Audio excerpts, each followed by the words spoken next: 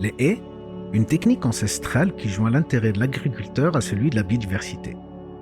Elles permettent à plusieurs espèces animales et végétales de s'y réfugier et former un équilibre prédateur-ravageur autour des parcelles agricoles. Exploralis entreprend depuis début 2020 un projet intitulé Hedgeclaw, qui vise à promouvoir la préservation et l'implantation de haies favorables à la biodiversité au nord de la Tunisie, en particulier dans la région de Sejnen, au gouvernorat de Bizerte. Étant considérée comme une zone clé de la biodiversité par l'IUCN, plusieurs espèces animales et végétales de cette région se retrouvent menacées par des pratiques agricoles nuisibles à l'environnement, telles que la monoculture, le labour ou l'utilisation des produits chimiques.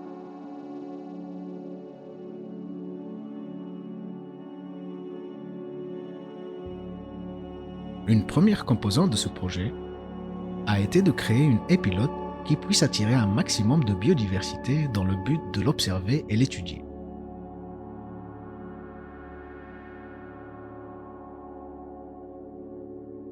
Monsieur Haroun Farhat, un gestionnaire de terrain agricole de la région, a accepté de faire cette expérience chez lui. Nous avons travaillé sur une haie existante de 300 mètres, composée quasi exclusivement d'acacia épineux, qui est un arbre exotique et invasif qui attire très peu de biodiversité locale.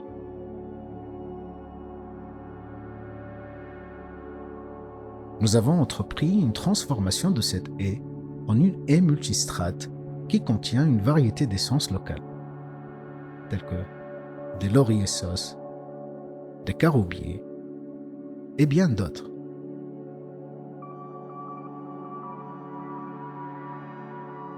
Les branches coupées des acacias ont été utilisées pour mettre en place des haies sèches, une autre technique ancestrale qui sert principalement à protéger les cultures d'intrusion de gros mammifères, comme les vaches ou même le sanglier.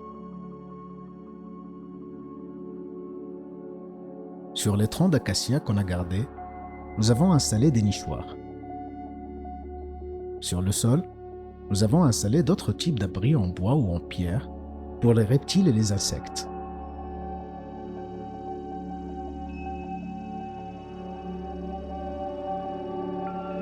Les haies, quand elles sont liées à d'autres haies ou à une forêt, elles forment un corridor écologique qui permet à plusieurs espèces de se déplacer d'une parcelle à une autre en toute sécurité.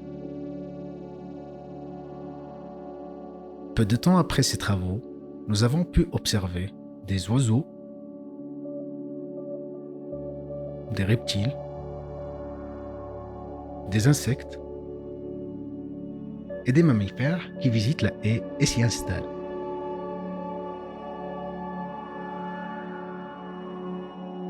Afin de mieux promouvoir cette technique, nous avons organisé un cycle de formation destiné aux gestionnaires de terrains agricoles,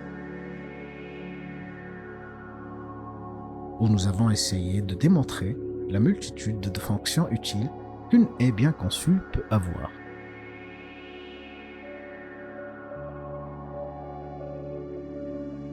La composition de la haie, son entretien et sa valorisation économique ont aussi été évoqués lors de cette formation.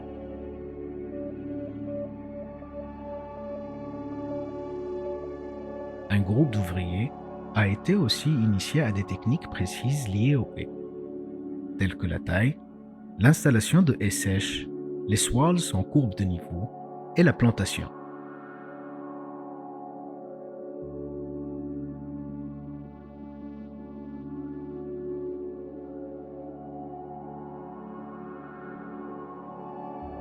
Un groupe d'enfants de la région a pu visiter la haie pilote afin d'observer les différents éléments naturels qui la composent, tels que les animaux, les végétaux et les champignons.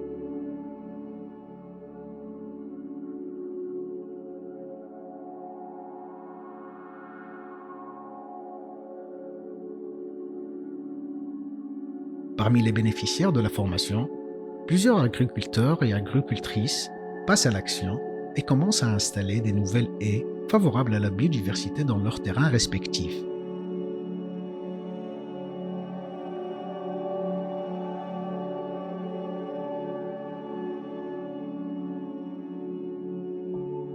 Nous avons assisté certains d'entre eux dans la conception et la plantation afin d'en faire des expériences pilotes qui puissent inspirer plus d'agriculteurs.